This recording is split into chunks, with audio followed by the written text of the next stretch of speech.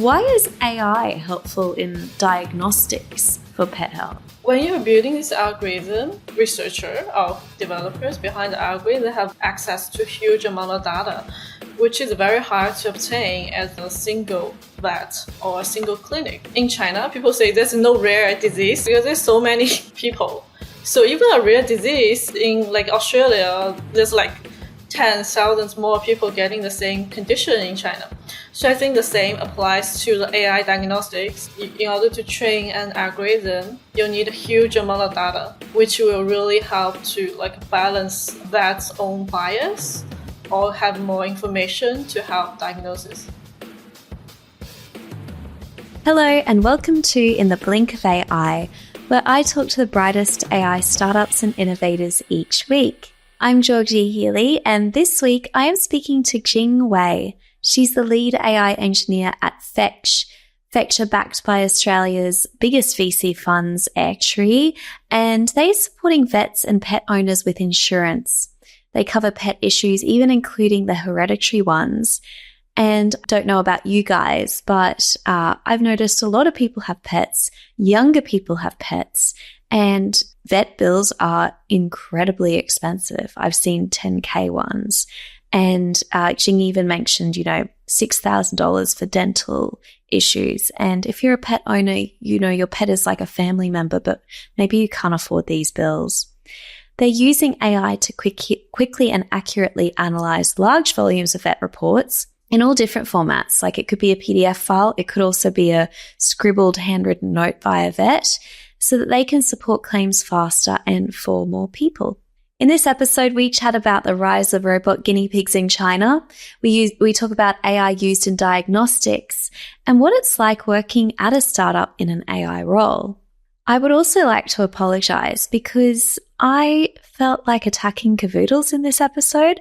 I had this weird rant about how I didn't like cavoodles or any kind of poodle. And frankly, it's not even true. I don't know where that came from. I might need to have less coffee before recording next time. If you're a cavoodle listening to this, I sincerely apologize. I hope that you will let me pat you in future, and I will never slam you like that in public ever again. Let's dive into the episode. So, hey Jing, thank you for joining In the Blink of AI. I'm happy to be here because I've been listening to this podcast during my hard treadmill. I actually used to run on the treadmill. I think my years of running are starting to become behind me. But everyone is obsessed with the stair machine. Have you tried it? Because I feel like the girlies are obsessed with the stair machine. I find that it's a bit hard for me because my heart rate go up really fast. Like it's 190. Oh my God. I don't want to risk my life. I don't want you to risk your life either, especially because Fetch can't really afford to lose their lead AI engineer. So stay safe out there. Yeah. Look, let's dive into the episode. I would have done a bit of an intro about Fetch and yourself in the beginning, but I want to hear about it from you. Can you tell me what Fetch is and what your role at the company is? Well, actually, we are a pet insurance company, but we are more like, I think it's called InsurTech. So we focus on technology. We build every platforms we are using, and we are using AI to automate a lot of our processes. Yeah, amazing. Insurance tech, so boring.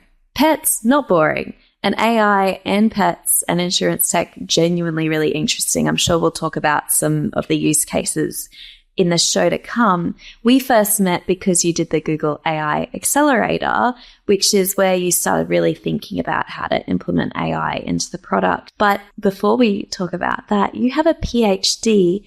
I would love you to unpack a little bit about when you first started playing with AI and how was it received when you were at uni? So actually, I've done research since I was in my undergrad. So my research has always evolved around things I'm interested in. So my PhD is about building proactive conversational agents. Well, Google has the product Smart Home, Google Home. So my PhD is around that. I'm building an agent, like a speaker can proactively talk to users and ask them questions and ask about their days. Wow. So Alexa, if Alexa cared even more about you, like that's amazing. What year was that though? Because you were a bit ahead of the curve, right? I started in November 2019. Wow. Before AI was what it is today. How did your professors receive it when you said that's what you were interested in doing? Actually, at that time, I think people were kind of crazy about this idea of a smart home. You know, you go home, you have the speaker and doing all these sorts of things for you. But there are a lot of limitations because at that time, speech recognition and a lot of algorithms aren't as good as nowadays. So I was facing a lot of challenges. Yeah, I remember the smart home Internet of Things era. Like everything was Internet of Things. Your fridge needed to have AI, and so did your microwave, and everything needed to be connected to Wi-Fi. It kind of seems very passé now, right? It seems like old-fashioned almost. Well, I would say I think now with the new AI technologies, we can definitely do a much better job than before. If you were to have the smartest home, what would it look like? Because my partner is very old-fashioned, but so my PhD supervisor, he actually spent more time automating his home rather than supervising me. So at his home, if you have a cup of coffee, the coffee machine will greet you, say, enjoy your coffee. And he have a central controller, tells you when the best time to hit the washing machine because it monitors the solar energy. That is incredible. Look, let's get to pets, one of my favorite topics. And for this part of the show, I'd love to mix a bit of headline news and pets and get your take with your very deep insight and background. This I found fascinating. So there is a guinea pig called Boo Boo produced by Hangzhou Genmore Technology. I think this is out of China and retails for 1,400 yuan, which is $190. Did I say that correctly, Jing? Yeah, kind of. It's okay. Please correct me. Don't be too polite. It's pronounced as a Hangzhou, because it's actually my hometown. You're joking. In China, right? Yes? Oh, amazing. Have you seen this guinea pig, Boo Boo? I searched it up in one of the most popular Chinese social media apps, and I watched a few, I would say, like influencers doing the vlogs of that Boo Boo. It's developed with children's social needs in mind. It's sold 1,000 units since May. What do you think about it? It's saying it uses AI to interact with humans. What are your thoughts about Boo Boo? Actually, I watched a few vlogs. I found it's very interesting. I kind of want one myself. So apparently, one person commented saying they had two Boo Boos. And if you interact with them, then each of them will behave differently. And one brought the Boo Boo to a flight. And the attendant thought it was an actual pet. Asked them, how did you bring this up there? You're kidding. They brought it onto an airplane and people thought they smuggled in. What a fun April Fool's. It's 17th of February today. We could make this happen. No, but it's also very fun, You see other people commenting, do you need to charge it? Then the person the battery can last 8 hours. Then bring you to the reality. So I used to have actual guinea pigs. Anyone that was in my life in my early 20s will attest to the guinea pig obsession, which normally is for young kids, but I loved them. But they're noisy, they're messy, there's a lot around guinea pigs that's probably not ideal.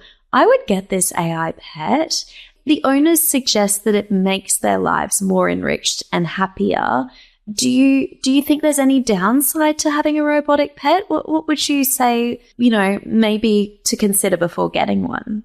Actually, I think it's quite cheap, so probably worth it. Yeah, $190.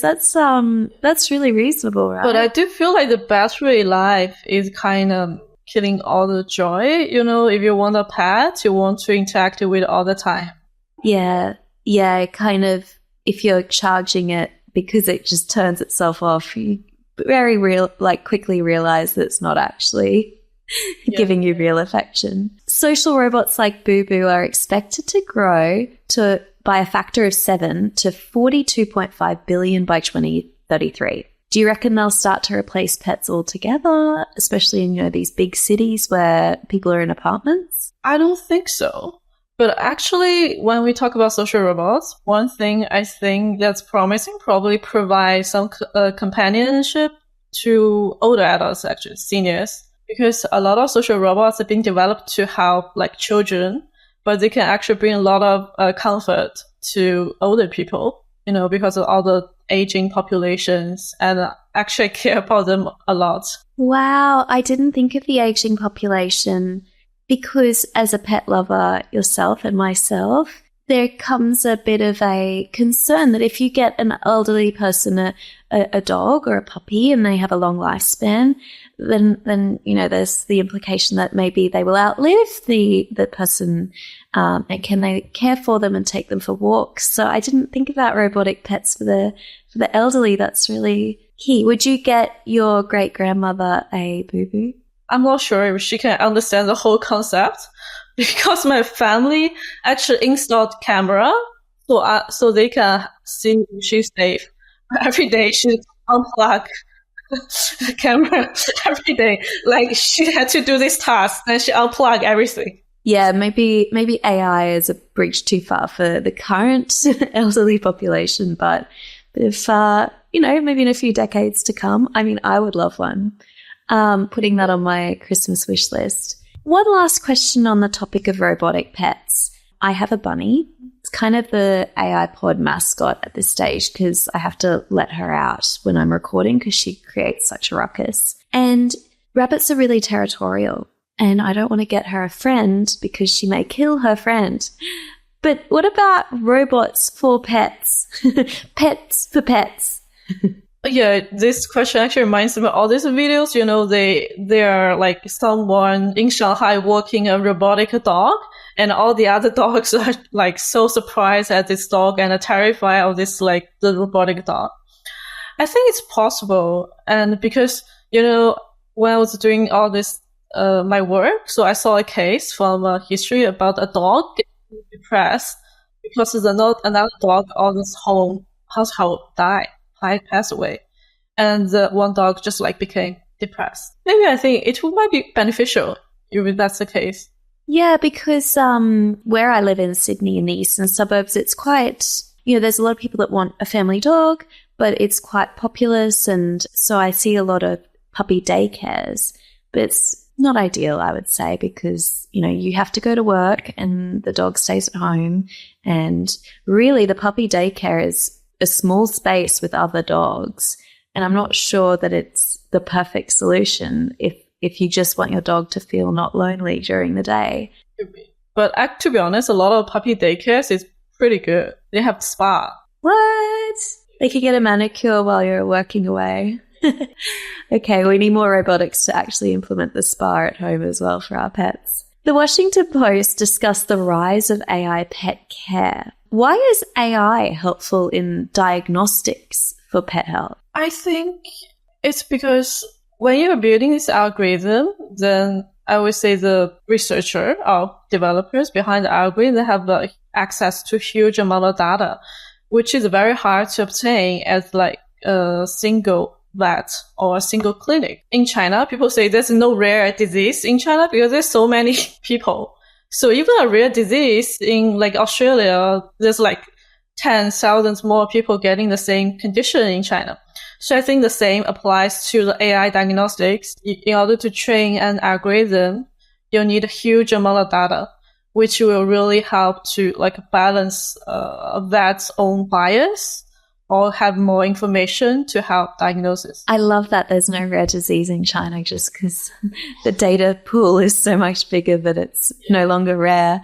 So data is really valuable when it comes to diagnosing issues for vets. And I guess a vet doesn't have to be an expert in every single topic because AI will help them with gathering information. Apparently you can buy AI devices that will monitor your pet and, keep track of them throughout the day. I think of people with like glucose monitors and things like that. Do you think it would help with vet bills and vet insurance if we could continuously monitor pets with some kind of an AI device? I think it's a bit tricky topic. There are insurance companies for home insurance that they can install sensors at your home so they can lower your insurance premium, which essentially is to get more data about whether you're going to go into a risky situation. So obviously for pet owners, it's good to know about your own pet's health, and their habits, daily eating habits. But on the other hand, you would also think about is it worth it? It's just like company ask employee to wear a wristband so they can walk more steps every day, then they can reduce the insurance bill. Then you find it's a bit dystopian. Yeah. I agree with you. Yeah, it's a little bit freaky. I mean, even for things like Fitbits and sleep tracking and things like that, for me personally, I personally don't like them because if I'm not well rested, I kind of don't want to know. And if there's some health issue, I'm sure I've got something. Don't really want to be reminded of it daily. I know the feeling. Okay, I'm going to get your hot take on a new app called Tably. It reads cats' facial cues to assess, I guess, whether they're in pain, if they're feeling positive, and it uses AI crunched data, including ear position, orbital tightening, I guess that's something to do with their eyes, muscle tension, whisker positions, head positions. Thoughts on this? Do you think it's fake news or valuable? I think this series of research has been going on for quite a while. I'm not sure about the whole company's technology, but I think they're just commercializing the whole idea. Because I graduated from Unimel, so there's a research team at Unimel. They're doing very similar things a couple of years ago. So you can take a photo of your dog and it will tell you the emotion of the dog. Wow. I mean, I know this isn't, really your specialty at Fetch, but I think this next frontier in understanding our pets, people really are increasingly having very personal relationships with their pets. They adore their pets like they would any other family member. And, being different species, we do want to feel closer to them. Do you think AI can help us get to that? I definitely think it can. For normal people like us, it's really hard to know. Oh, that's so flattering, Jing. No. I'm just saying, when you are doing dog training, a lot of the time, for example, my friend's dog, she gets confused all the time because as humans give her very ambiguous instructions or makes her confused. So we have some technology to help us to understand what they're really thinking.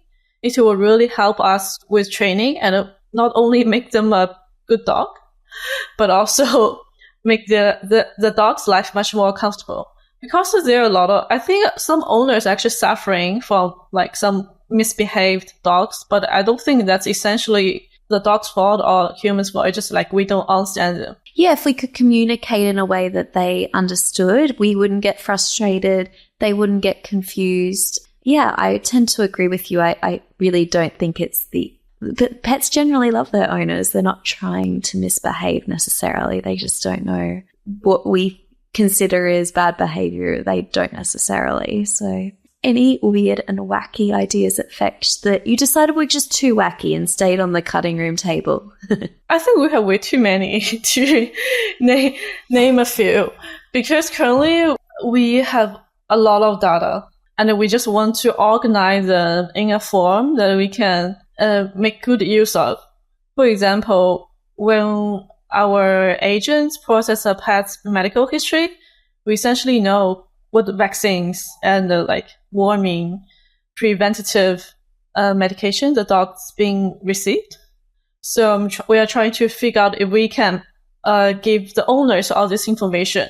And actually, one idea I think eventually I'll try to implement it is we have the weight of the dog along their life. So some of my colleagues, they also own a dog. They would really like to have a chart of how the weight their dog grows. This is very toxic, Jing, okay? This is very toxic body shaming for these animals. No, I just want to know, from a puppy to a grown dog, you want to see every step of this dog grows. I understand now. I thought you meant just like some breeds eat more. No. But the size of the animal matters, right? Yeah. But you want to, I think a lot of owners would like to see that. I think owners of micro pigs would really like to know that too, right? The promised land of a micro pig apparently just isn't real. Yeah, I know. A lot of people are disappointed about that. Yeah. I know that we'll get into rapid fire, spicy hot takes, but is there any data about an animal that just remains elusive to you, like a type of breed that you're like, we've got all this data on them, but, we still just don't get them. Like they're just an unusual animal or an unusual breed. Think of many, but the one breed, so, poodle mix is always a mysterious breed. Everyone's got a poodle mix. Everyone's got a cavoodle, labradoodle. Yes, I've got you. Yes. And also, apparently, I didn't know this, but I only learned recently, like, cobble dog is also a poodle mix. Cobble, Australian cobble dog. It's one type of labradoodle, but it's a designer breed dog. Wait, how do you spell this? I need to look this up right now. I think Cobble. Oh, yeah. Oh, see, I would have just called this a cavoodle as well. I think it's a labradoodle. Yeah, they all look the same to me. Can I tell you my hot take that will get me cancelled? Because everyone has one of these dogs. I'm just not a fan of a poodle. So if you add a poodle to anything, I'm like, you made it worse. And I know for the hypoallergenic and I know for all of those things, there's just, and I'm a big pet lover, but for whatever reason, I just can't do poodle mix.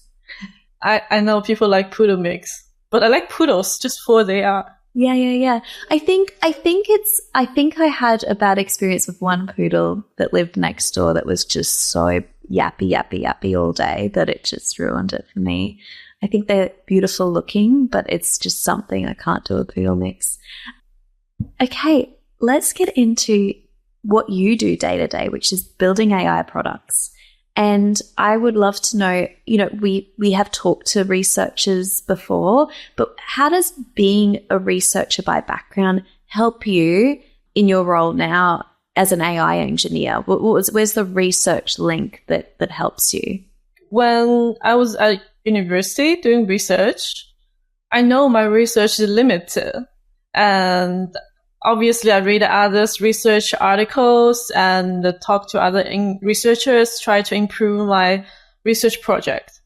But I know I just need to say this project has certain limitations, but I do expand the whole knowledge a little bit, and that's good enough. But when my company, I do something very similar. I read other research papers and I know what's like the latest technology sits. But I also know that I cannot tell my colleagues like Fu say, oh, this algorithm has this limits. We may lose. Yeah, Fu's one of the co-founders of Fetch, yes. But I guess my research background makes me less terrified when reading newest AI research paper. And I can also try different techniques that's like just being, let's say, published last week. Yeah, so your ability to understand a scientific paper and pull out what's meaningful from it, I guess would, in this very fast-moving state of AI, be very valuable. Where do you get your latest news sources, your white papers, your research papers? Do you still try and keep on top of that? Or are you like, no, that was university, Jing. I don't need to do that anymore. Sometimes I do. I don't even know. So for latest papers, they are usually published on arXiv, so it's a platform. A lot of researchers publish their non-peer-reviewed paper there so that other people can check it out first. Because the field is progressing so fast, you cannot wait for like a 12-month cycle for a paper to be published. And another thing I only recently started to see is I know a lot of people hate Reddit, but I also do find a lot of people provide some very practical experience there. And also on Chinese social media, I'm keeping up with some other people's updates because a lot of people will share the challenges they face in their day-to-day AI work, which is actually very valuable because first I know like people are having similar issues and maybe they'll share how they can tackle that and I can learn. Wow. So 3 key sources you shared there. One is obviously peer review papers, but in this really fast moving time, I didn't know it took a year to possibly publish these things. So non-peer reviewed is a great source. How did you spell where you got that from? Oh, it's called Archive. Archive. Okay. So Archive, Reddit. I'm a huge fan of Reddit as well, just for getting a sense and a bit of a conversation around, you know, the latest AI news.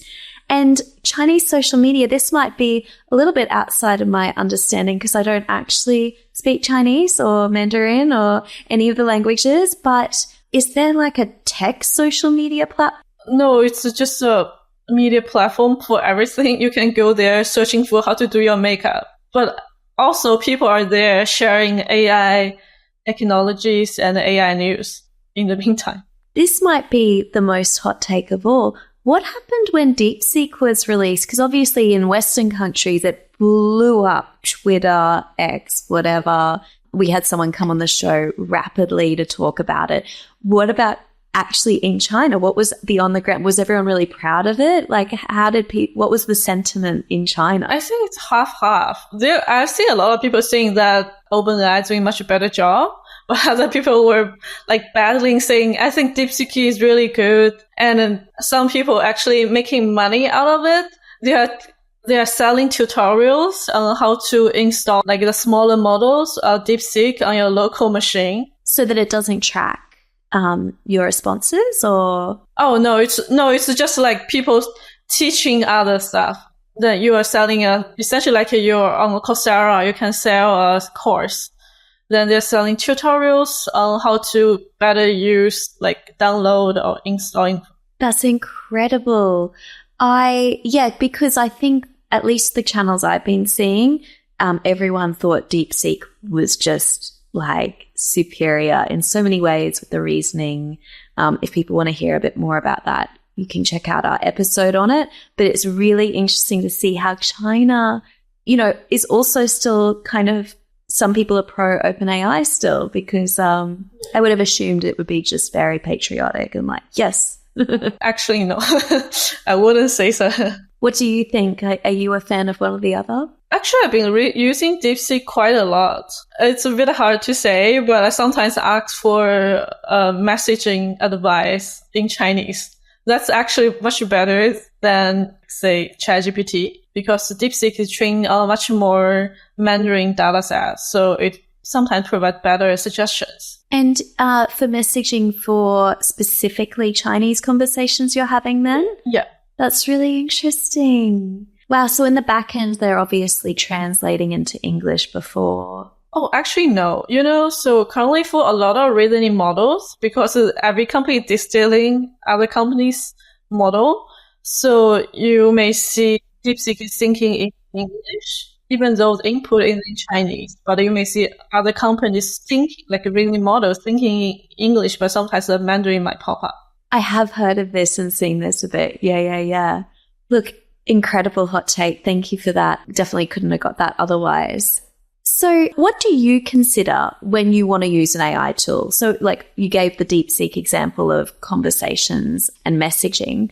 What's important to you? You understand AI so deeply. What do you look for when you're playing with AI tools? So back in 2019, when I first used GPT-3, I thought it was amazing. I think this technology can be used by anyone because you can interact with natural language.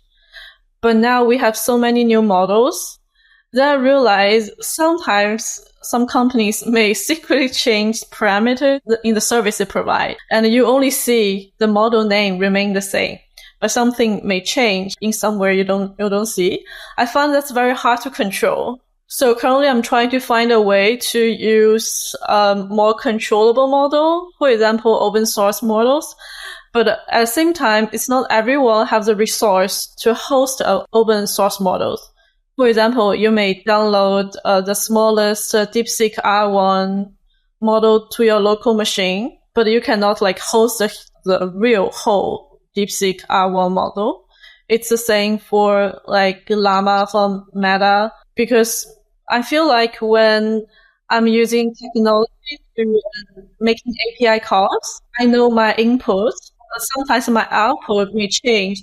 One day or 1 week later, the output is totally different. I find it's very hard to control. If I want to build a tech product that's based on AI entirely, I need to make sure the quality is consistent. But currently, I find it's a little bit hard to control. And is that because the computer can't handle the compute or the size of the model and can't react accordingly? So for hosting a model, usually on a normal laptop, you can maybe host a very small model depending on the configurations of the laptop. And when you say very small, just help me out here. I thought anyone could just get a Llama, Meta open source model and just kind of download it, play with it. Yeah, you can download a 7 billion parameter model. I think 7B. Yeah. But that could probably require $2,000, $3,000 laptop. But that's usually the normal household will have, right? If you want to run a big parameter model, then you probably need to borrow some GPU resources. That costs a lot of money. And Jing, do you use a 2K laptop and use 7 billion parameter models? And what are you missing out in a 7 billion parameter model that you could get with the better ones? Oh, I'm only trying it out actually just over the weekend because I want to fine tune some models. It's obviously not as good as the bigger models. Yeah, because the quantity of data that's input into the models must be smaller. Is that correct? It's just the computer processing speed is super slow. We cannot wait for 1 minute to output one word. That's too slow. Understood. Yes. This reminds me, I created a image to video just for marketing socials, and it took an hour. And I know that it's because I'm not paying, and I'm sure my computer could handle more than that. But the number of times I just thought, I can't be bothered. I don't even know if the output will be worth the wait. It reminds me a little bit of that. Yes, I could probably get something superior with a bigger model, but if it's that slow, I just can't be bothered at all. Yeah. So you've played with AI products, but you're also building AI products. What do you consider when you're building an AI product that is going to be in the hands of an everyday user, that, your fetch product is insurance and in the back end you create AI models? What do you consider when building them? How complex and what matters when you create them? So a little bit fun fact. I think the other day I saw a survey. These days every company is talking about let's do AI start, AI product. I think there's only maybe 20 or 25% of companies that actually have AI products in production. Wow. So I think that's a very low number, because when you're building product that runs day to day, that need to be very consistent. But just like my answer to the last question, sometimes the output, the quality is not the same. So I think that might be a main reason. And in our company, because the domain is in veterinary, and I'm only a PhD in AI, so I don't really know veterinary that much. So I need to collaborate. I need to talk to an expert like our head vet, and also agents who use our products to understand their brains, because I need to bring domain knowledge into the product, and that's very difficult. Yeah, that's such a great point. We had Harrison AI on the show, and I spoke to someone with a medical background who was a doctor, but he's not building the AI model. Having that deep veterinary domain experience, you understand the pain points of being a vet, and you understand the pain points of building an AI model. I'm sure there's a lot of conversations around that. What are some big challenges with building AI models, from a technical standpoint? You would think the biggest challenge is how we do a fancy algorithm. But actually the biggest challenge, to be honest, is all the documents sent to us from vet clinics. You would think PDF might be the most popular document, but there are maybe like 100 other document formats that we need to handle. And that's very hard. So you're saying that, you'd expect just the vets to upload these PDFs into a central system, but you're getting handwritten notes too and all sorts, and you have to manage that in your model. Yes, we need to manage all sorts of input in our models, and we also need to, even for PDFs, it's very different. PDF is so user-friendly to human eyes, but it's actually very, very hard to computers. Yes. And I have to know, what kind of AI technique is being used to see this image, PDF, JPEG, whatever it is, PNG file? Just a little bit of technical jargon, please. What is actually happening to go from that to a, next step for you? Well, actually, technologies for doing text extraction is quite mature. We have OCR since decades ago, but recent large language models makes it much easier for us to taking natural languages and output in a more structured form. But for PDF, sadly, I don't have a good solution, and I was very surprised to find that out. There's no one. I'm on every Reddit forum, every Chinese social media. No one has a good solution. It's just very weird. It sometimes for some PDF document, you can just use a package, other people's reading code to get all the text out. But sometimes these PDFs might have images. Then I need to actually have another tool to analyze those images. Oh, yes, like Harrison AI have X-rays, for example, to try and detect issues. Are you also receiving images? That's so tough. Yeah, of course. That's really complex, isn't it? Yeah, I can just imagine, because even just doctors and vets in general, it's like they've gone to the school of bad handwriting and they have to make it as squiggly as possible. Recently, I learned that some clinics have bad practice. So, when even for human doctors like GP, they have a template in the digital records, right? Some vets may not edit anything in the template. So then the vet may say everything is normal, but then the dog actually went in for an ear infection or skin infection. Oh my goodness. And that would really impact you guys as an insurance company, because you'd be like, well, lowest cover possible. And actually, this dog has all these issues. Okay, something I ask a lot of our guests, how do you reflect on the costs of managing an AI startup? I know you're the engineer, so you're building the model, and maybe costs isn't your number one priority, but I'm sure you're asked a lot, the cost of this compute that's impacting our profits, things like that. How do you think about cost of compute?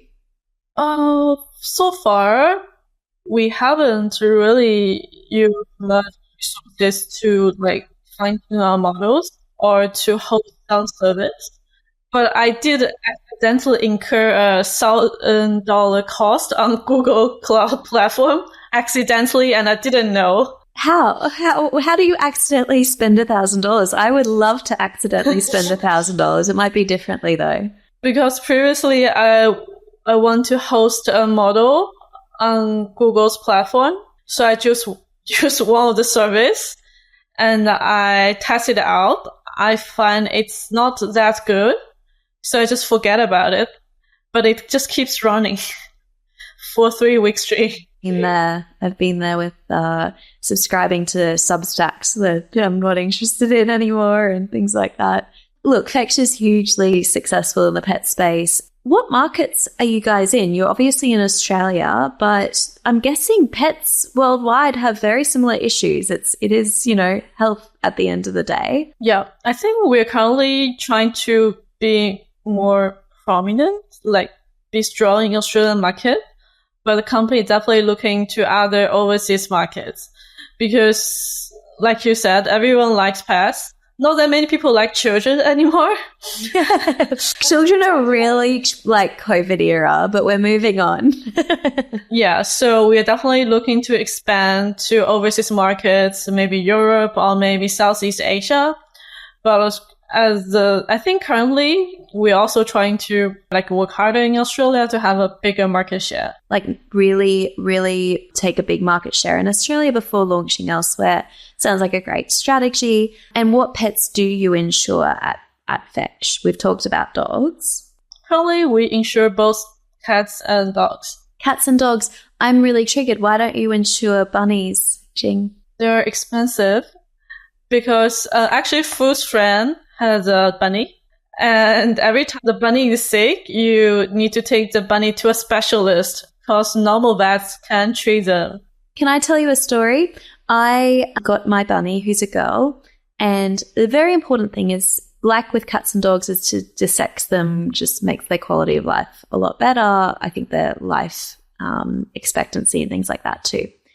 I didn't know that you needed to take them to a specialist vet. And the vet I took them to said, yeah, no worries, I can do that, no worries. And my bunny repeatedly would pull out her stitches. I needed to buy a baby onesie so she wouldn't pull out her stitches. And she still did every morning. And it was terrifying. And I was worried they were going to get infected. And finally, I went to an exotic vet in Sydney. And it cost thousands of dollars because they needed special stitches and they had to undo the damage the original vet did. Yeah. I think that's the reason. She's doing great, guys. Don't worry. She's fine. But that would be my hot tip. These small pets that, capitally not intensive, to buy a bunny, not expensive, but to look after and the ongoing costs, very expensive.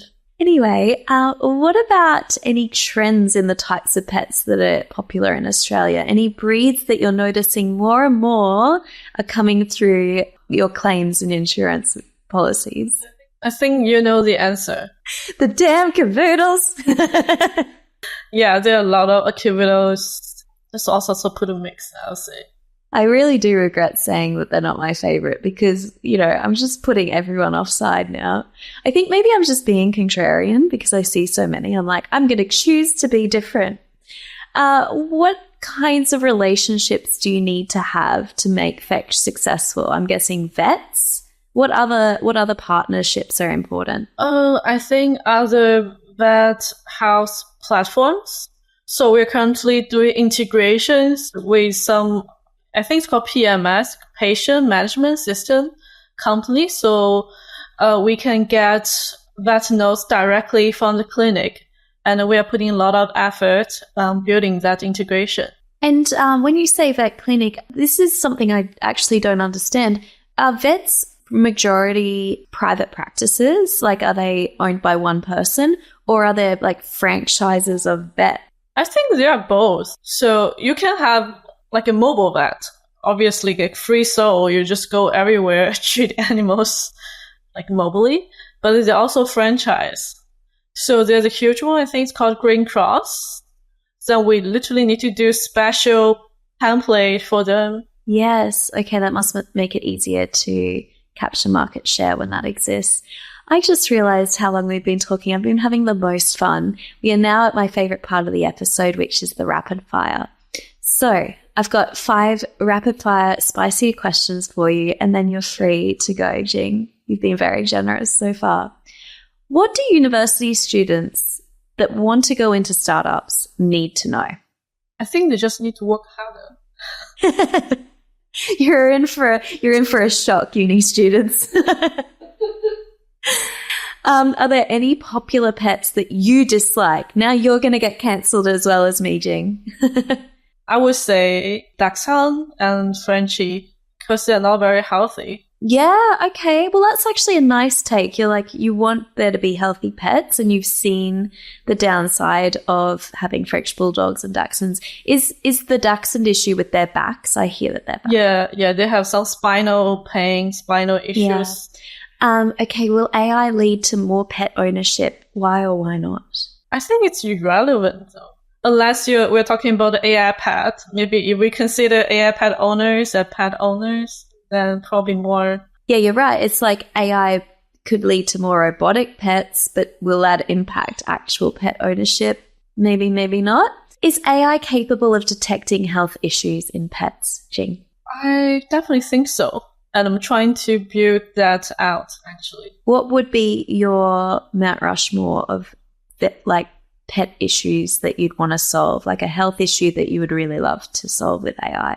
Currently, with the latest AI technology, we can get some nuanced information extracted out. For example, if the owner say the dog's leg is weak months ago, maybe that could be a sign of potential future conditions. Oh, I see what you're saying. It's kind of an indicator of something else.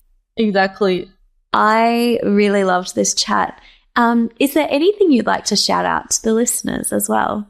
I would say brush the teeth of your dogs and cats.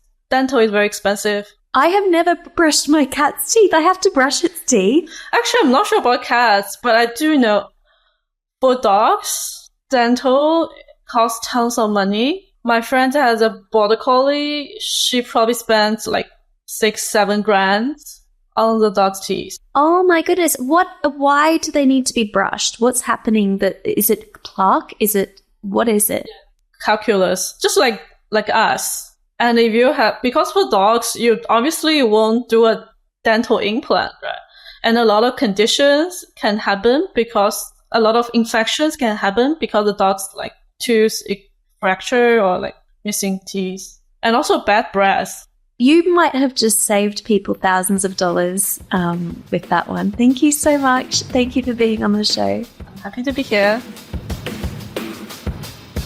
Thank you for listening to In the Blink of AI. You can check out the show notes for anything discussed in this week's episode, and we will be back next week.